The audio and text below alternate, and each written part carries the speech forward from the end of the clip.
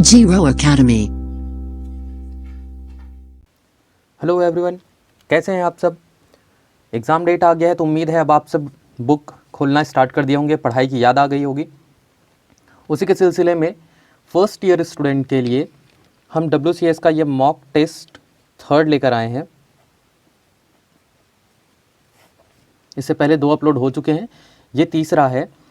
ऐसे बच्चे जिन्होंने हमारा चैनल स्टार्टिंग से कवर किया होगा उनको तो एग्ज़ाम से डरने की ज़रूरत नहीं है, लेकिन वो विद्यार्थी जिन्होंने पढ़ाई नहीं किया है उनको अब पढ़ाई की याद आई है, उनसे रिक्वेस्ट है कि चैनल में जितने भी WCS के निम्मी सॉल्यूशन वाले वीडियोस डले हैं आप सिर्फ उतना देख लो, आप मैथ्स में टॉप कर जाओगे। किसी के पास उतना भी समय नहीं है तो मैं उनको ये बोलूँगा कि आप ये सिर्फ 3 मॉक टेस्ट जो डल रहे हैं, ये सिर्फ 3 मॉक टेस्ट दिलाइएगा, 50% से अबव स्कोर करेंगे आप मैथ्स में। तो उम्मीद है आपको चीज़ें इस क्वेश्चंस पेपर या जो चैनल में जो वीडियोस डले हुए हैं निम्मी वाले, उसका इंपॉर्टेंस आपको समझ में आ रहा होगा। फर्स्ट ईयर वालों को यदि डाउट लग रहा हो तो आप देख सकते हैं, सेकंड ईयर वाले जिनका एग्ज़ाम हो रहा है आप उनसे पूछ सकते हो कि क्वेश्चंस कहाँ से आए हैं, क्या हमारे चैनल पे वो क्वेश्चन अवेलेबल हैं या नहीं है, तो आपको सारा चीज़ क्लियर हो ही जाएगा। क्वेश्चन की ओर बढ़ते हैं। पहला क्वेश्चन है आपका 136 ग्राम, कुछ क्वेश्चन जो है वो कट गए हैं तो आप समझिएगा। एक पारा का द्रव्यमान दिया हुआ है आपको 136 ग्राम और उसका घनत्व दिया हुआ है, पारे का आयतन ज्ञात करना है। सबसे पहली बात आपको ये पता है कि किसी भी चीज़ का घनत्व का सूत्र क्या होता है, द्रव्यमान बटा आयतन। पहला ये फॉर्मूला आपको पता चल गया। यहाँ से आयतन यदि निकालना है तो आयतन को आप इस साइड ले जाओगे तो ये द्रव्यमान बटा घनत्व सूत्र कुछ इस तरीके से बन जाएगा। द्रव्यमान का वैल्यू आपको दिया हुआ है 136 ग्राम में दिया हुआ है। घनत्व की बात करें तो ये देखिए, ये दिया है 13.6, उसके साथ दिया है ग्राम पर सेंटीमीटर क्यूब। पर मतलब बटे में आएगा तो वो कुछ ऊपर में आके मल्टीप्लाई हो जाएगा, क्यूब। ये ग्राम और ग्राम कैंसिल हो जाएगा। ये जो पॉइंट है इसको हटाओगे तो ऊपर में 10 का मल्टीप्लाई हो जाएगा। क्लियर है, 136 कैंसिल हो जाएगा तो ये बचा 10 और उसके साथ में बचा सेंटीमीटर क्यूब। हमारा करेक्ट आंसर हो जाएगा option number D, 10 centimetre cube. उम्मीद है आपको समझ में आया होगा। अगला क्वेश्चन है what is the total resistance if 3 resistor of 4, 6 and 8 respectively are connected in parallel. सीधी सी बात है, आपको पैरेलल कनेक्शन की बात कर रहा है। ये कुछ इस तरीके से 3 है जो पैरेलल कनेक्शन के साथ में है। एक आपको दिया हुआ है 4, एक 6 और एक 8। आपको पता है जब पैरेलल कनेक्शन में होता है इक्विवेलेंट रेजिस्टेंस निकालने के लिए आपको करना होता है 1/R1 plus 1/R2 plus 1/R3। जब समांतर श्रेणी की बात करता है तो आप 1/, करके करते हो, और जब वहीं पे वो सीरीज़ दिया होता है तो डायरेक्ट जोड़ देते हैं। ठीक है, this much is equals to 1/4, 1/6, 1/8, कुछ इस तरीके से हो जाएगा। This much is equals to, आप इसका एलसीएम निकाल लीजिए, ये कुछ आ जाएगा आपका 24, यहाँ ऊपर में मल्टीप्लाई करेंगे तो ये हो जाएगा 6, इसका 4 और ये 3, टोटल ऐड कर देते हैं तो ये हो जाएगा 13/24। किसका वैल्यू, 1/R1 का। इसको अगर मैं व्युत्क्रम करूं, उल्टा करूं, तो इसका भी मुझे उल्टा करना पड़ेगा। सो इस हिसाब से R इज इक्वल्स टू हो जाएगा, इसको भी पलट देते हैं तो ये हो जाएगा 24/13।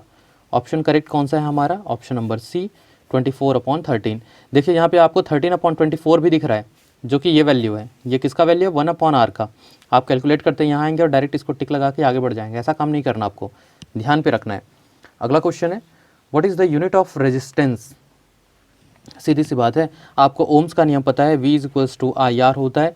V पोटेंशियल डिफरेंस जो होता है इसका होता है वोल्ट। क्लियर है, I का होता है एम्पियर, ये करंट का होता है, ये आपको पोटेंशियल डिफरेंस का होता है। ओम जो दिख रहा है ये होता है आपका रेजिस्टेंस का यूनिट। मतलब इसका करेक्ट आंसर क्या हो जाएगा, ऑप्शन नंबर सी। वाट किसका इकाई होता है, पावर का। ये क्वेश्चन भी पूछा जाता है आपके एग्जाम में। अगला देखते हैं। अगला जो क्वेश्चन है, प्रयास द्वारा चलित दूरी एवं भार द्वारा तय की गई दूरी में अनुपात क्या है। क्वेश्चन थोड़ा सा सही नहीं है यहाँ पे। एक्चुअल में यहाँ पे अनुपात पूछ रहा है और आपको आंसर जो है, ऑप्शन जो है वो परसेंटेज में दिया हुआ है। फिर भी आप समझ जाइए क्या होता है। प्रयास द्वारा चली गई दूरी, प्रयास को हम बोलते हैं एफर्ट, P से दर्शाते हैं, और भार को W से दर्शाते हैं। ये बोल रहा है कि प्रयास द्वारा चली गई दूरी, मतलब ये दूरी मैं D से लिख देता हूँ, किसके द्वारा, प्रयास के द्वारा, मतलब P के द्वारा, और ये बोल रहा है कि डिस्टेंस मूव्ड बाय लोड मतलब W, ये जो होता है इसको हम बोलते हैं वेलोसिटी रेशियो। वेगानुपात जिसे आप कहते हो ये वही है वेग अनुपात। वेग अनुपात से क्वेश्चन पूछा जाता है। तो वेग अनुपात का फॉर्मूला क्या होता है आपको समझ में आ गया, प्रयास द्वारा चली गई दूरी बटा भार द्वारा तय की गई दूरी, इसको बोलते हैं वेग अनुपात। यहीं पर एक क्वेश्चन पूछा जाता है इफ़िशियंसी को लेकर, efficiency percentage is equals to क्या होता है, ये होता है मैकेनिकल एडवांटेज जो होता है आपका यांत्रिक लाभ बटा वेलोसिटी रेशियो, ये जो है वेग अनुपात, इन दोनों को डिवाइड करते हैं और मल्टीप्लाई कर देते हैं 100 का। यदि परसेंटेज बोलेगा तो 100 को मल्टीप्लाई करना, परसेंटेज नहीं बोलेगा केवल दक्षता या इफ़िशियंसी बोलेगा तो MA/VR होता है। क्लियर है। तो क्वेश्चन यहाँ से भी पूछा जाता है, डायरेक्ट फार्मूला भी पूछ सकता है या फिर आपसे इस पर बेस्ड न्यूमेरिकल पूछ सकता है। अगला क्वेश्चन है what is the power required. Power, सीधा सीधा सवाल जो है इसमें आपसे पावर पूछा जा रहा है। पावर का फॉर्मूला आपको पता है P इज इक्वल्स टू होता है I²R। क्लियर। एक और होता है हीट इज इक्वल्स टू होता है H, हीट बराबर होता है I²RT। इसमें समय का गुणा कर देते हैं कब, जब हमको हीट निकालना होता है। ठीक है, हीट डिसिपेशन कितना हुआ तब के केस में। जनरली आपके आयरन फिलामेंट वगैरह जब क्वेश्चन आते हैं तो वहाँ पे फॉर्मूला लिखेगा I²RT, लेकिन केवल पावर की बात करता है तो P इज इक्वल्स टू हो जाता है I²R।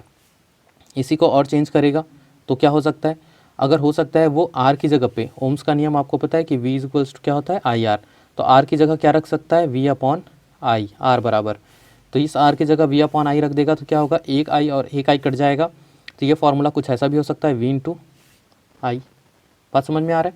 तो जो कंटेंट आपको दिया आप उसके हिसाब से इसके सूत्र लगाइएगा। आपको I और R दिया हुआ है तो आपको ये फॉर्मूला लगाना पड़ेगा। This much is equals to I का वैल्यू दिया है 0.455 इसका वर्ग गुणा R का मान दिया है 484। ये है आपका एम्पेयर में और ये है आपका ओम में। This much is equals to, इसको आपको सिंप्लीफाई करना पड़ेगा। सिंप्लीफाई करके थोड़ा सा कैलकुलेशन वाला है, आप सिंप्लीफाई कर लीजिएगा। ये होता है 100.200 और ये एम्पेयर में था और ये किस में है, ओम्स में है। तो आंसर किस में आएगा आपका, वॉट में। क्वेश्चन में दे दिया हुआ है, बहुत अच्छी बात है। तो ये हो जाएगा W। ऑप्शन आपका मैच कर रहा है इस क्वेश्चन के हिसाब से, option number C that is the correct answer, 100.2 what. Clear है। अगला question, which is same in series connection of register in a circuit. Series connection की बात कर रहा है। जब सीरीज कनेक्शन होता है, सीरीज कुछ इस तरीके से जुड़ेगा, आप ऐसा बना लीजिए। अब इसमें मान लीजिए कोई करंट फ्लो होगा तो सीधी सी बात है रास्ता तो इसके लिए एक ही है, तो यहाँ से जब करंट जाएगा वही करंट यहाँ से भी जाएगा। मान लीजिए ये R1 है और ये R2 है, दो रजिस्टर लगा हुआ है, तो जो करंट यहाँ से जा रहा है वही करंट यहाँ से जाएगा। इसका मतलब ये हुआ कि यहाँ पे जो करंट जो रहता है वो समान रहता है। क्लियर है, सेम होता है। तो इसका मतलब ये हुआ कि V1 और V2 ये डिफरेंस होता है। मतलब ये है कि वोल्टेज जो होगा ये डिफरेंट होता है। किस कंडीशन में, सीरीज का जब कंडीशन होता है तब करंट सेम होता है, समान होता है, और वोल्टेज जो होता है वो अलग अलग होता है। जैसे कि इन दोनों केस के लिए V1 और V2 जैसा सीरीज में होता है उसी का उल्टा होता है पैरेलल में। बात समझ में आ रही है। अगर क्वेश्चन जैसे यहाँ पे सीरीज पूछा हुआ है, सेम कौन सा होता है तो करंट, हमारा करेक्ट आंसर हो जाएगा इस क्वेश्चन के लिए पहला करंट। अगर ये पैरेलल का पूछा होता, सीरीज ना पूछ के पैरेलल पूछा होता, तो पैरेलल में जस्ट ये उल्टा हो जाता है। ये है आपका सीरीज के केस में, और पैरेलल की बात करता तो करंट जो रहता है ये डिफरेंट हो जाता है, मतलब अलग अलग हो जाएगा, और वोल्टेज जो रहता है ये सेम हो जाता है, समान हो जाता है। तो अगर पैरेलल का क्वेश्चन होता तो आंसर क्या था हमारा, वोल्टेज। चूंकि क्वेश्चन हमारा सीरीज वाला है इसलिए सेम क्या होगा, करंट होगा, और डिफरेंट जो होता है वो वोल्टेज होता है। Find the curved surface area of a cylinder 10 centimetre dia and 20 centimetre height.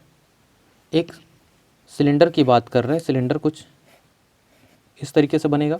इसका जो व्यास है d इज इक्वल्स टू आपको दिया हुआ है 10 सेंटीमीटर, तो रेडियस इज इक्वल्स टू हो जाएगा 5 सेंटीमीटर, उसका जस्ट हाफ होता है, या आप अच्छे से जानते हो। h फॉर हाइट इसका दिया हुआ है 20 सेंटीमीटर। ये भी सेंटीमीटर में, ये भी सेंटीमीटर में, आपके ऑप्शन जो आए हैं वो भी सेंटीमीटर में है। इसका मतलब आपको इकाई को बदलने की ज़रूरत नहीं है। बात समझ में आ रही है। क्वेश्चन में पूछा है कर्व सरफेस एरिया, घुमावदार सतह। घुमावदार कौन सा सतह है, ये वाला घुमावदार है इसका पूरा, ये मतलब ये ऊपर और उसके जस्ट जो नीचे जिसमें वो रखा होगा उन दोनों को छोड़ दो, तो बाकी ये जो बचा ये घुमावदार सतह है। तो इसके लिए आपको फॉर्मूला लगाना पड़ता है कर्व्ड सरफेस एरिया के लिए, curved surface area this much is equals to, formula बनता है 2 पाई आर, 2 पाई आर एक बार का ऐसा होता है पेरीमीटर इसका, और इंटू कर देते हैं हाइट, तो ये टोटल के लिए निकल जाता है। ठीक है, तो 2 pi R H curved surface area this much equals to 2 pi का वैल्यू है 22/7, आर का वैल्यू दिया है 5 और हाइट दिया हुआ है आपको 10। बात समझ में आ रही है? तो जो भी वैल्यू दिया हुआ है आप इसको सीधा सीधा सा सिंप्लीफाई कर लीजिए। सिंप्लीफाई करने से हमको इसका फाइनल आंसर जो मिलता है ये हमारा 628 सेंटीमीटर स्क्वायर, क्योंकि ये भी सेंटीमीटर में था ये भी सेंटीमीटर में था, इसलिए centimetre square. Correct answer option number B 628 centimetre square. यहीं पे ध्यान रखिएगा, ये क्या पूछा था, कर्व सरफेस एरिया, इसलिए हमने इतना लिखा। अगर मान लो इसी पे क्वेश्चन दूसरा जो पूछा जाता है वो पूछता है total surface area, total surface area. तो टोटल सरफेस में हम क्या करते हैं, ये कर्व वाला जो पोर्शन है ये आप देखिए, ये कर्व वाला है, ये तो आएगा ही, तो कर्व सरफेस एरिया तो लेते ही हैं, उसके साथ साथ ये जो ऊपर का जो और जो नीचे का जिसको 2 हम छोड़ रहे थे उसको भी लेते हैं। तो ये क्या है, सर्कल के रूप में है, तो पाई आर स्क्वायर एक के लिए, और चूंकि ऊपर नीचे 2 हैं इसलिए 2 पाई आर स्क्वायर। इसका फॉर्मूला क्या है, 2 पाई आर एच प्लस ये क्या हो जाता है 2 pi are square. 2 pi common निकाल लो, सॉरी आर भी कॉमन निकाल लो, तो 2 पाई आर कॉमन निकल जाएगा, तो इसका बचेगा एच और इसका बचेगा आर। तो ये जो फॉर्मूला बना है ये होता है आपका टोटल सरफेस एरिया। पूर्ण अगर उसका सतह का क्षेत्रफल निकालना होता तो ये फॉर्मूला लगाते, सिर्फ कर्व का पूछा है इसलिए हमने सिर्फ ये फॉर्मूला यूज़ किया हुआ है। बात समझ में आ रही है आपको? क्वेश्चन चाहे जैसा भी हो आपसे बनना चाहिए। अगला है, 1 ग्राम पानी का 1 डिग्री सेंटीग्रेड तापमान बढ़ाने के लिए आवश्यक ऊष्मा की मात्रा को क्या कहते हैं। क्वेश्चन में समझिए कि क्वेश्चन पूछना क्या चाह रहा है। क्वेश्चन में बोल रहा है 1 ग्राम पानी और 1 डिग्री सेंटीग्रेड बढ़ाने के लिए जिस चीज़ की ज़रूरत पड़ता है, तो करेक्ट आंसर है उसका कैलोरी। याद रखिए कैलोरी के लिए क्या बोलेगा, 1 ग्राम, 1 ग्राम का टेम्परेचर को 1 डिग्री सेंटीग्रेड बढ़ाना है तो कैलोरी बोलेंगे।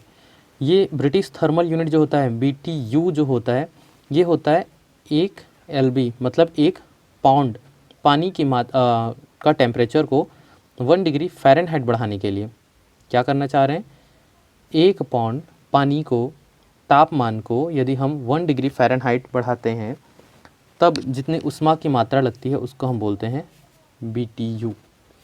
सेंटीग्रेड हीट यूनिट जो होता है CHU बोलते हैं। CHU क्या होगा, पानी की मात्रा को पाउंड में ही लेते हैं, 1 पाउंड पानी की मात्रा को यदि हम 1 डिग्री सेंटीग्रेड बढ़ाते हैं तो उसके लिए जितना ऊष्मा की मात्रा ज़रूरत पड़ती है वो कहलाता है हमारा CHU। ये मैं पाउंड बोल रहा हूँ, LB जिसको लिख रहा हूँ ये क्या है आपका पाउंड, 1 पाउंड, 1 पाउंड में आपका 453.5 ग्राम के बराबर होता है। तो कभी ये रिलेशन भी पूछ दिया। जनरली आप लोग ये पाउंड वाली चीज़ें जब आप केक लेने जाते हैं तो आपको समझ में आता है भैया 1 पाउंड का केक देना, 2 पाउंड का केक देना, तो बेसिकली वो होता क्या है, 1 पाउंड मतलब 450 ग्राम, लगभग आधा किलो के आसपास होता है। आधा किलो भी नहीं है लेकिन लगभग, ऐसा हम अंदाजी याद रखने के लिए आप बोल सकते हो, जो 1 पाउंड का केक लेते हो लगभग आधा किलोग्राम का होता है। बात याद रहेगा। अगला देखते हैं। अच्छा ये क्या है, जूल और कैलोरी के बीच में क्वेश्चन भी पूछा जाता है कि जूल और कैलोरी के बीच में रिलेशन कितना है। तो ये वाला वैल्यू भी याद रखिएगा कि 1 कैलोरी बराबर 4.2 जूल, ये वैल्यू होता है। क्लियर है?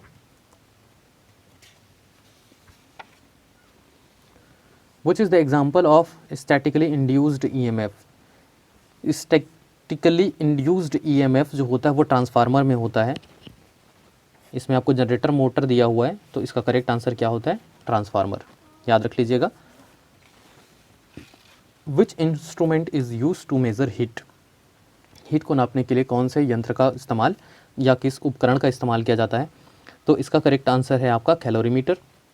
अभी आपने देखा ना कि ऊष्मा जो होता है, हीट जो होता है, इसकी इकाई क्या होती है, कैलोरी। ठीक है, तो कैलोरीमीटर से ही हम क्या करेंगे, ऊष्मा को मापेंगे ऑब्वियसली, क्योंकि ऊष्मा का इकाई होता है कैलोरी। तो कैलोरीमीटर से ही हम ऊष्मा को मापते हैं। तो ये थर्मोमीटर क्या है, थर्मोमीटर टेम्परेचर के लिए है, पैरोमीटर भी टेम्परेचर के लिए है, बैरोमीटर किसके लिए, प्रेशर के लिए है। याद रहेगा, प्रेशर को किससे मापा जाता है, बैरोमीटर से, टेम्परेचर को पायरोमीटर से या थर्मामीटर से, कम तापमान को थर्मामीटर से, बहुत ज़्यादा टेम्परेचर होता है जैसे कि सूर्य का टेम्परेचर यदि आपको मेज़र करना है, या कोई फर्नेंस होता है, जैसे कि आपका पावर प्लांट है, पावर प्लांट में जो फर्नेंस होता है, जो चिमनी होता है, वहाँ पे उसका तापमान मेज़र करना है। तो जब हाई टेम्परेचर मेजरमेंट करना होता है तो उसके लिए भी ये क्वेश्चन पूछा जाता है, हाई टेम्परेचर के लिए किसको इस्तेमाल करते हैं, तो उसका करेक्ट आंसर क्या होता है, पैरोमीटर।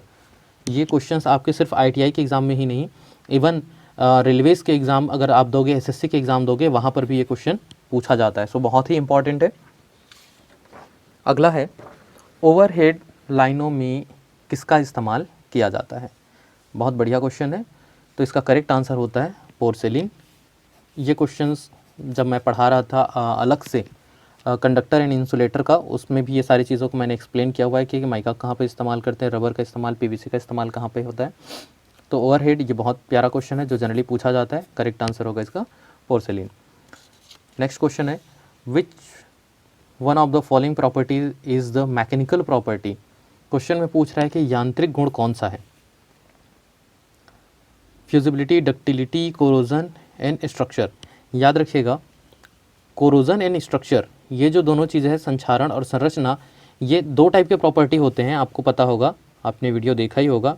एक होता है मैकेनिकल जो कि यांत्रिक है, और दूसरा होता है फिजिकल। ठीक, ये दो टाइप के प्रॉपर्टी पाए जाते हैं। कोरोजन, संरचना, या फिर हम कह सकते हैं कि रंग या चालकता, चुंबकीय गुण, ये सब किसके अंतर्गत आते हैं, फिजिकल। इसके साथ साथ ये जो है फ्यूजिबिलिटी, ये बड़ा कंफ्यूजिंग है। ये हर किसी को लगता है कि ये मैकेनिकल के अंतर्गत आता होगा, लेकिन ऐसा नहीं है। फ्यूजिबिलिटी जो है वो भी फिजिकल प्रॉपर्टी के अंतर्गत आता है। उसकी जो गलनीयता है वो भी उसका फिजिकल प्रॉपर्टी है। तो मैकेनिकल प्रॉपर्टी कौन कौन से हो गए, ductility, malleability, toughness, hardness, brittleness, ये सारी जो चीज़ें बोलते हो, ये सब किसके अंतर्गत आ जाता है, मैकेनिकल प्रॉपर्टी के अंतर्गत आ जाता है। मैं फिर से बता दूं, मैकेनिकल प्रॉपर्टी के अंतर्गत किसको बोलेंगे, तन्यता, वर्धनीयता, कठोरता, भंगुरता, कड़ापन, लचीलापन, ये सारी जो चीज़ें हैं ये यांत्रिक गुणधर्म के अंतर्गत आते हैं। तो हो सकता है इस बार ऑप्शन में आपको डक्टिलिटी दिया है, अगली बार हो सकता है वो मैलेबिलिटी दे दे, या हार्डनेस दे दे, या ब्रिटलनेस दे दे। तो आपको याद रखना होगा कि कौन कौन से आते हैं। इसका भी वीडियो अपलोडेड है, आप एक बार ज़रूर देखिएगा। नेक्स्ट क्वेश्चन है, how much watt second in 1 watt are. 1 watt घंटे बोल रहा है, इसमें प्रति नहीं बोला है। मैं यहाँ पे प्रति के हिसाब से कैलकुलेट किया। ये क्या बोलना चाह रहा है, 1 वाट घंटे, 1 वाट इंटू आर, ऐसा बोलना चाह रहा है। This much is equals to, आपको पता है कि हो जाएगा 1 वाट, और आर को चेंज करेंगे तो कितना हो जाएगा, 3600 सेकेंड। तो उस हिसाब से हमारा वैल्यू कितना हो जाएगा, 3600, और ये कितना है, वाट, और इंटू में है सेकेंड। तो 1 वाट घंटा बराबर कितना हो जाएगा, 3600 watt second. 3600 watt second, option number C. मैं इसको प्रति समझ रहा था इसलिए ऐसा कैलकुलेट कर रहा था, ठीक है, ऐसा नहीं होगा, ऐसा होगा। नेक्स्ट है आपका, एक ट्रायंगल दिया हुआ है, समबाहु त्रिभुज है, जिसका भुजा दिया है 450 mm, तो उसका क्षेत्रफल आपको ज्ञात करना है। करेक्ट है। आपको पता है कि समबाहु त्रिभुज यदि होता है तो समबाहु त्रिभुज का एरिया या क्षेत्रफल बराबर होता है √3/4 इंटू ए स्क्वायर। ये क्या होता है, उसका भुजा। तो ये हो गया √3/4, भुजा है इसका 450 गुणित 450, mm में दिया है तो कितना हो जाएगा, ये mm स्क्वायर, एक इसका mm, एक यहाँ पर mm, तो इसलिए हो जाएगा ये mm स्क्वायर। लेकिन देखिए ऑप्शन आपको क्या दिया हुआ है, ऑप्शन आपका दे रहा है सेंटीमीटर स्क्वायर पे। इसका मतलब इस mm को हमें सेंटीमीटर में बदलना होगा, ठीक है। आपको पता है कि 10 mm इज इक्वल्स टू होता है 1 cm, 10 मिलीमीटर बराबर होता है 1 सेंटीमीटर, ठीक बात है। तो 1 मिलीमीटर बराबर कितना हो जाएगा, 1/10 सेंटीमीटर। ये 10 इधर पक्षांतर करोगे, इसका मतलब 450 मिलीमीटर कितना बराबर कितना होगा, 450 में ये बटा 10 कर देंगे तो 1 10 यहाँ पे आ जाएगा, और इसको भी बदलेंगे तो 1 10 यहाँ पे आ जाएगा। तो अब हमारा जो आंसर आएगा वो किस में आ जाएगा, सेंटीमीटर में आ जाएगा, ठीक बात है। यहाँ से सिंप्लीफाई कर देंगे, ये कटा देते हैं, यहाँ से 45 इंटू 45 के साथ √3 का मल्टीप्लाई करेंगे, डिवाइडेड बाई 4 करेंगे। ये आप कैलकुलेट कीजिएगा, कैलकुलेट करने से ये लगभग वैल्यू आपका आता है 876.8 के आसपास। ये कैलकुलेट करने से लगभग कुछ ऐसा आपको मिल जाएगा। ऑप्शन नंबर है आपका C, that is correct answer, option number C, 876.82 centimetre square. Calculation आपके ऊपर है, आप कितना फास्ट कर पाते हो। Which is a brittle metal, ये ऑप्शन जो दिख रहा है इसमें से भंगुर धातु कौन सा है। जब भी भंगुर की बात करता है तो कच्चा लोहा, कास्ट आयरन इसका करेक्ट आंसर होता है, ये आपको अच्छे से पता है। ऐसा क्यों होता है, इसमें भंगुरता का कारण क्या है, क्वेश्चन ये भी पूछ सकता है। तो परसेंटेज ऑफ कार्बन जो होता है कास्ट आयरन में ज़्यादा होता है, इसके कारण ये क्या होता है, भंगुर होता है। किसके कंपैरिजन में, बाकी स्टील, माइल्ड स्टील या अलॉय स्टील के कंपैरिजन में। ठीक है, तो करेक्ट आंसर क्या होगा, अगर ब्रिटल पूछेगा तो cast iron. What is the decimal fraction of conversion of 18.5, 18.5 percentage है। परसेंटेज का मतलब क्या होता है, बट्टे में 100, इसको दशमलव भिन्न में बदलना है, मतलब दशमलव में कन्वर्ट करना है। 18.5 है, नीचे में है 100, तो हमको पता है कि ये अगर नीचे में 0 वाला होता है तो जितना जीरो उतना संख्या छोड़ देते हैं, 1 2 0 तो 2 संख्या छोड़ दो, तो ये हो गया 85 और उसके बाद लगा देते हैं दशमलव। इस एक की जगह पे हमने लगाया दशमलव, 2 शून्य था इसलिए हमने ये दशमलव के बाद 2 संख्या को छोड़ दिया। ठीक है, तो हमारा करेक्ट आंसर क्या हो गया, 0.185, 0.185 पहला ऑप्शन हमारा करेक्ट होगा। What is the total surface area of a cylinder having radius 2 metre and height. देखिए कुछ देर पहले ही हमने डिस्कस किया हुआ था, वहाँ पे कर्व सरफेस एरिया निकाल रहे थे, यहाँ पे टोटल सरफेस एरिया की बात कर रहे थे, किसका, सिलेंडर का। सिलेंडर हमने देखा कुछ इस तरीके से, तो एक कर्व, ये वाला जो पोर्शन घुमा वाला ये क्या है, कर्व है, और ये ऊपर वाला जो टॉप और बॉटम का जो दिख रहा है वो उसका उसको अगर ऐड कर देते हैं तो निकलता है टोटल सरफेस एरिया। तो ये हो जाएगा 2πRH प्लस 2πr²। ये 2πr² किसके चलते हैं, 1πr² ये और 1πr² ये, 2πr कॉमन निकाल दो तो ये हो गया h प्लस r बच जाएगा। 2π मीन्स 22/7, r का वैल्यू यहाँ पे देखिए रेडियस दिया हुआ है 2 मीटर। अच्छा ये भी मीटर में दिया है, ये भी मीटर में दिया है और ऑप्शन भी आपका मीटर में है, मतलब चेंज करने की ज़रूरत नहीं है। यहाँ पे h का वैल्यू दिया है आपको 5 प्लस r यहाँ पे दिया हुआ है आपको 2, this much is equals to 2 into 22/7, ये हो जाएगा 7 इंटू 2, 7 7 कट जाएगा, ये हो गया 4 इंटू 22, तो ये हो जाएगा 88 सॉरी सारा मीटर में है तो metre square, 88 metre square, option number B that is a correct answer.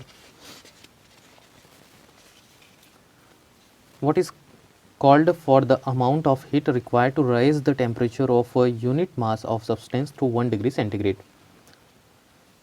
Unit mass का कोई यूनिट मास दिया हुआ है, उसका टेम्परेचर हमें बढ़ाना है, बढ़ाने के लिए मैं ऐसा एरो बना देता हूँ, बढ़ाना है कितना, 1 डिग्री सेंटीग्रेड। इस चीज़ को उसका क्या कहते हैं, उसका विशिष्ट ऊष्मा कहते हैं, इसमें कोई शक वाला तो बात ही नहीं है, option number C that is the correct answer. ठीक है, सेंसिबल हीट क्या होता है, लेटेंट हीट क्या होता है, ये सारा वीडियो डला हुआ है, आप इत्मीनान से देखिएगा।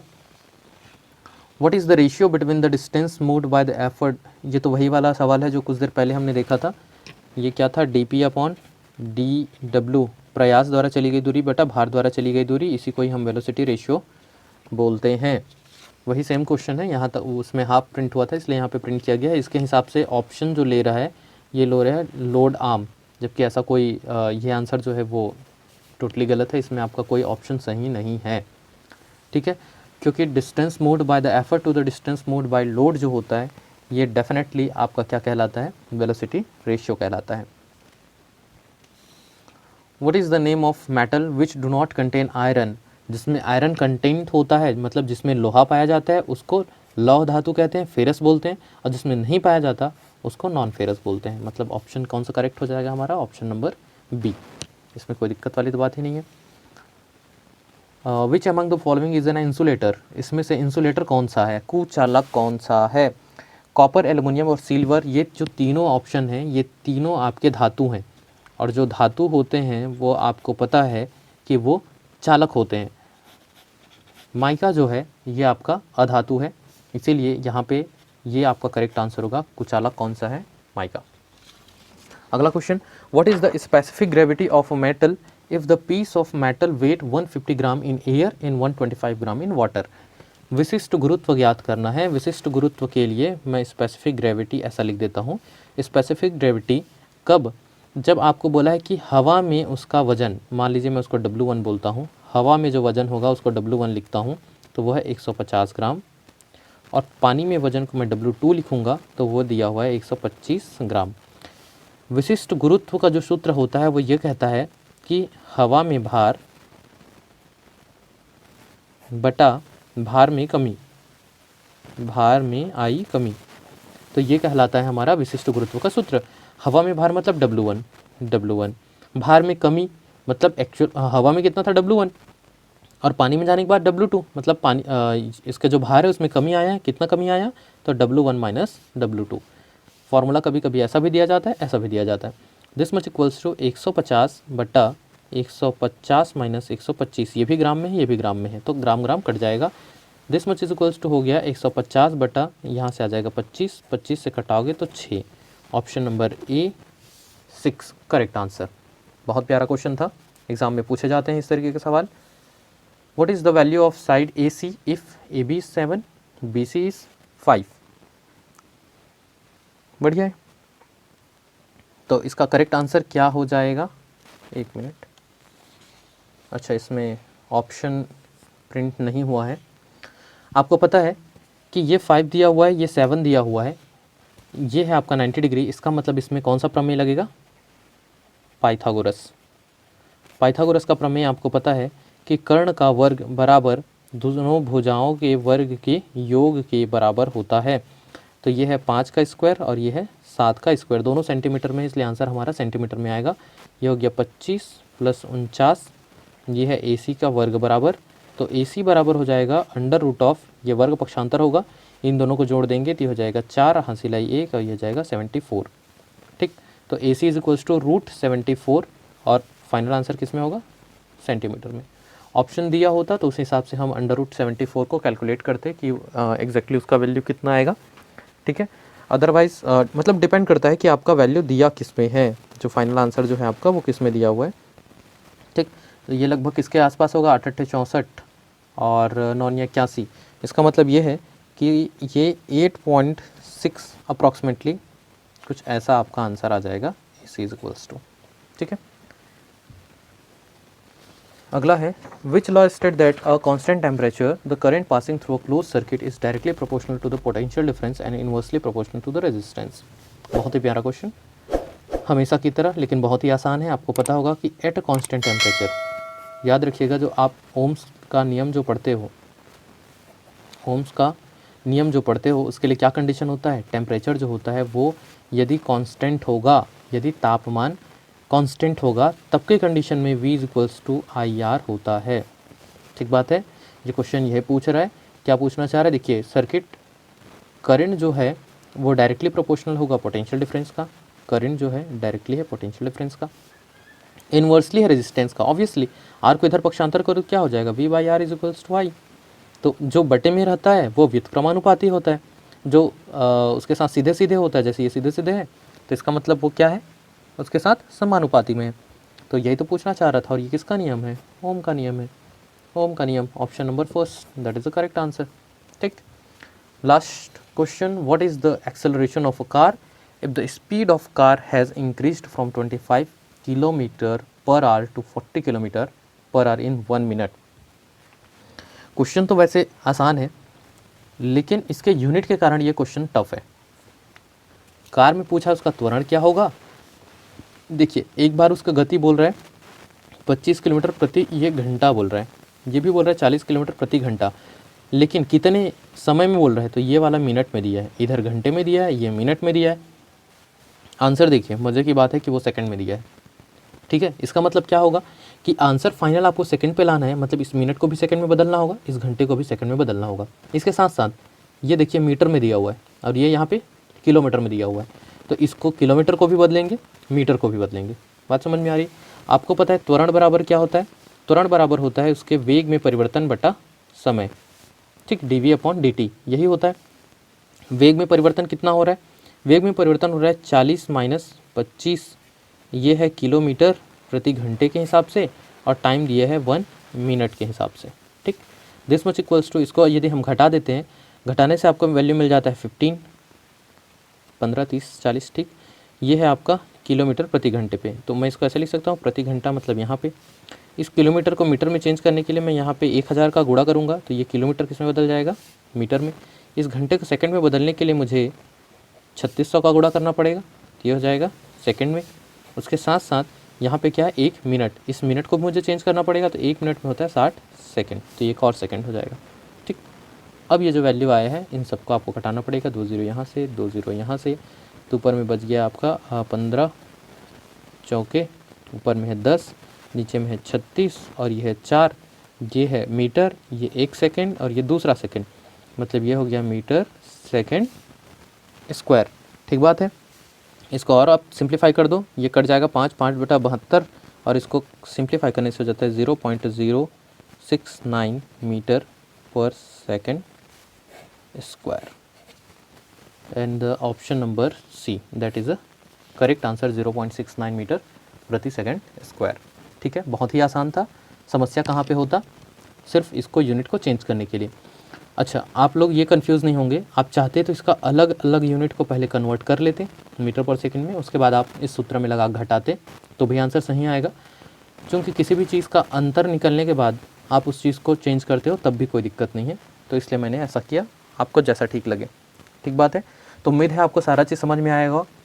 मैंने कहा मॉक टेस्ट, मैंने जो 3, ये तीसरा जो होगा बहुत ही ज़्यादा इंपॉर्टेंट है, 1 2 3 आप बस इतना भी पढ़ के चले जाओगे देन डेफिनेटली आप बहुत अच्छा स्कोर करोगे मैथ्स में, ये मेरी गारंटी है। ठीक है, इन केस अगर आप एग्ज़ाम दिलाते हो, आपके एग्ज़ाम में अगर नहीं भी आता है तो आप मुझे कमेंट बॉक्स में ज़रूर बताइएगा कि सर आपके चैनल से कोई भी क्वेश्चन नहीं आया। अगर आता है तो आप बिल्कुल बताइएगा ताकि बाकी दूसरे लोग मोटिवेट हो सकें उस चीज़ के लिए। अभी के लिए बस इतना ही। Stay safe, keep learning. Thank you.